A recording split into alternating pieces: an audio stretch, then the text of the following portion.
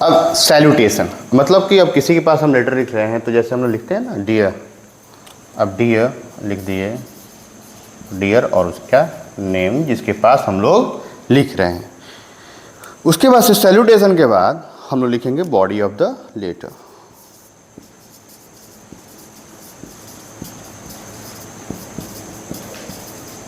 मतलब कि your message, your message, ठीक है। उसके बाद से 5 नंबर में क्लोजिंग ऑफ लेटर,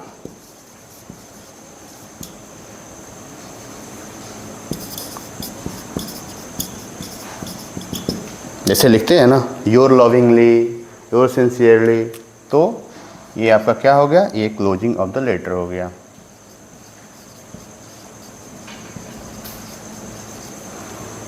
या सिंसियरली भी आप लिख सकते हैं।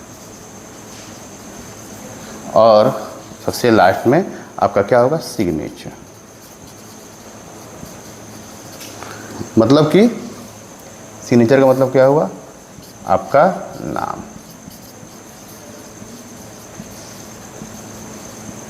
तो इस तरह से ये जो इनफॉर्मल लेटर होता है, इस तरह से 6 स्टेप होते हैं और 6 स्टेप में आप इनफॉर्मल लेटर लिखते हैं। यही होता है सबसे पहले सेंडर्स एड्रेस, मतलब आपका एड्रेस, मतलब कि आप कहाँ से लिख रहे हो, ठीक है। जैसे अब एग्जामिनेशन हॉल से आप लिख रहे हो तो वहाँ पे आपका एड्रेस हो जाएगा एग्जामिनेशन हॉल, और वो जहाँ आपका एग्जामिनेशन हो रहा होगा वो आपका एड्रेस हो जाएगा। उसके बाद से डेट, अब जिस डेट में आपका एग्ज़ाम होगा वो डेट ही आपका डेट हो जाएगा।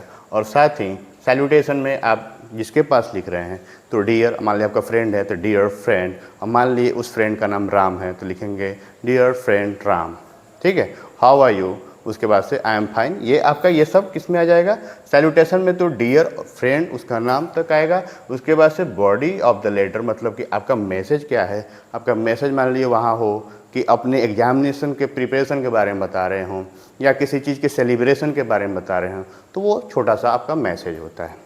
उसके बाद से क्लोजिंग ऑफ लेटर, मतलब कि यहाँ पे आप लास्ट में लिखते हैं योर लविंगली और आप अपना नाम लिख देते हैं, तो लास्ट में जो नेम होता है वो आपका सिग्नेचर हो जाता है।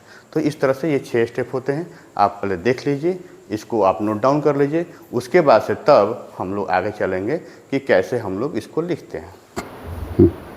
तो आप लोग ये पूरी तरह से नोट डाउन कर लीजिए। इनफॉर्मल लेटर किसको लिखते हैं, तो इनफॉर्मल लेटर अपने किसी करीबी, अपने दोस्त या अपने परिवार के पास, और इसका फॉर्मेट क्या होता है।